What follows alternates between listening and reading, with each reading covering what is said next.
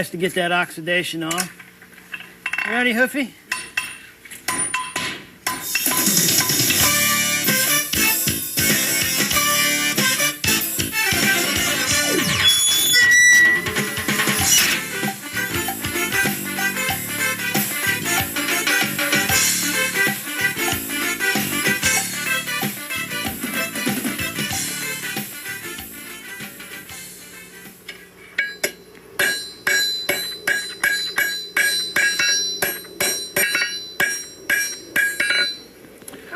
Hi, welcome to Forge and Anvil. I'm Alan Rogers, and I'm a blacksmith.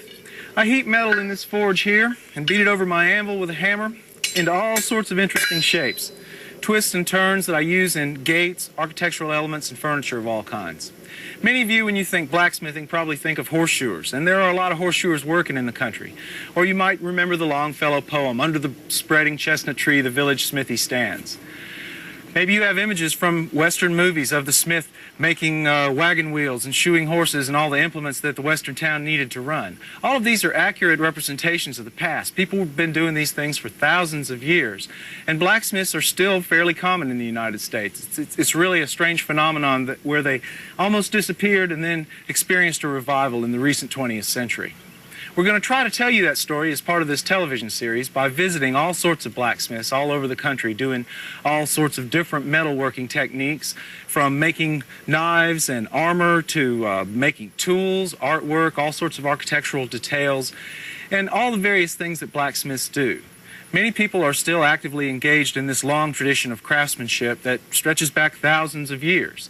In America, we've been real lucky to have some great smiths, and one of the greatest worked in the early part of the 20th century. His name was Samuel Yellen, and he had a workshop in Philadelphia that turned out small pieces and extremely large pieces, including ones that weighed hundreds of tons. The Federal Reserve Bank in New York was one of the largest wrought iron installations ever made. Yellen also made some very beautiful gates all over Philadelphia, including the ones on the Packard building. The gates on the Packard building are 40 feet high, but they contain some of the most beautiful details you'll ever see on any wrought iron work, including the latch itself.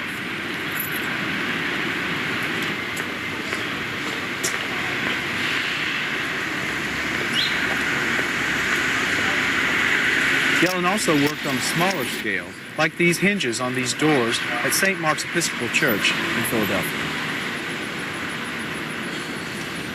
Samuel Yellen worked on some extremely large projects, as we could see from those clips. I don't tend to work on 40-foot tall gates, but I do some fairly substantial pieces at times, and these are a pair of them right here. These gates are about 150 years old. They were made in Paris in the 1840s. They are beautiful work. They're made from wrought iron, not from steel, but they were made for carriages. They're a little too narrow to accommodate modern requirements of county codes. Now they want you to have a 14-foot wide driveway so a fire truck can get in there, and of course this makes sense, so the owners of the home want these gates expanded. What I'm going to do is to recreate these interior elements and add a couple of panels so the gates will be about 2 feet wider on each side. I've made several of these pieces here, enough so that I can reproduce each panel and spread it on out. The craftsman who made these gates, he was truly a great craftsman. The blacksmith was extraordinarily good at what he did. He built these gates without any welds anywhere. It is bolted together. The large elements are tapped and threaded, and the smaller elements are riveted. And the rivets are ground down so fine you can barely see them. It's a beautiful piece of work. Excellent craftsmanship. Even the collars have been riveted on and ground down. Just lovely work. This is wrought iron, you can see, as opposed to steel, which is all you can really get now. Wrought iron's very rare. It's difficult to come by. This has been handmade. You can see the striations in it, like grain in a piece of wood. It's very beautiful craftsmanship, even in terms of the manufacture of the materials. And as you can see, this transom that goes with the gates is just really spectacular.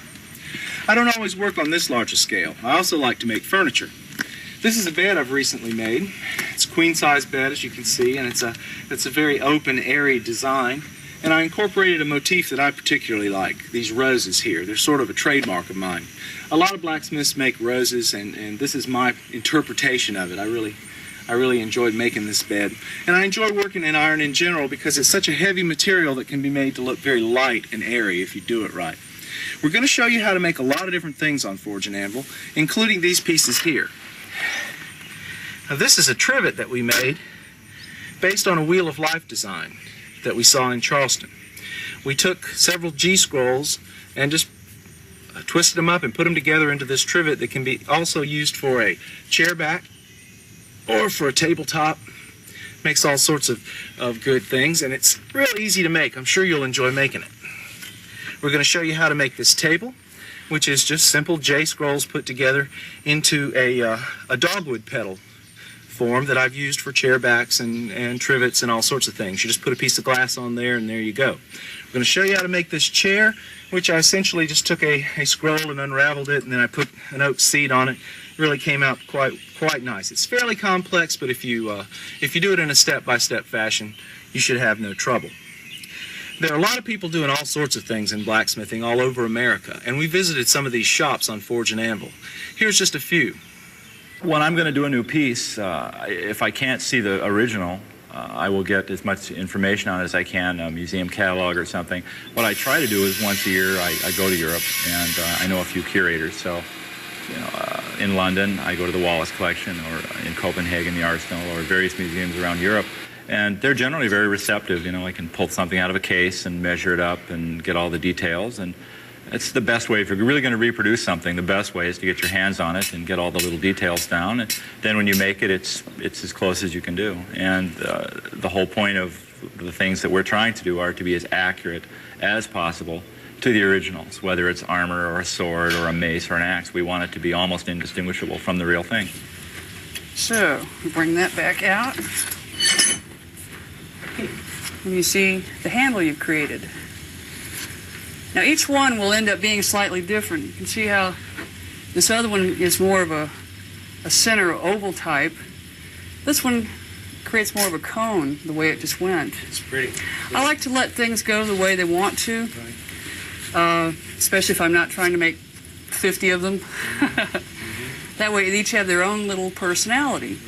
Well, your career, we were talking earlier, and you'd mentioned that your career has gone through sort of a change, especially in the way you make knives, and it illustrates something that we're trying to talk about in the series. What was that? Initially, I did stock removal work, which is purchasing blade material, bandsawing it out, grinding it to shape.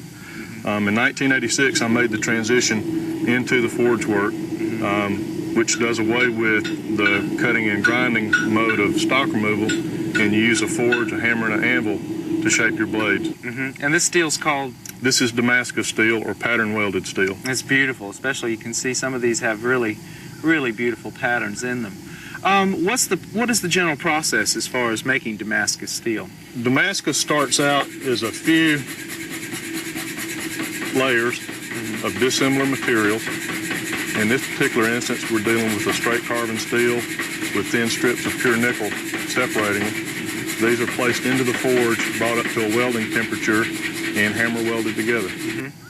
That's an oversimplified account of it, but that's basically what we do. Of course, the steel is a lot more malleable when it's hot than when it's cold, naturally.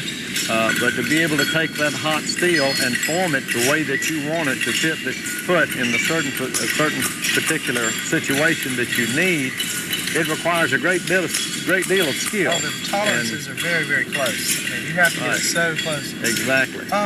The first stage is to use visualization to get some idea of what you want to do.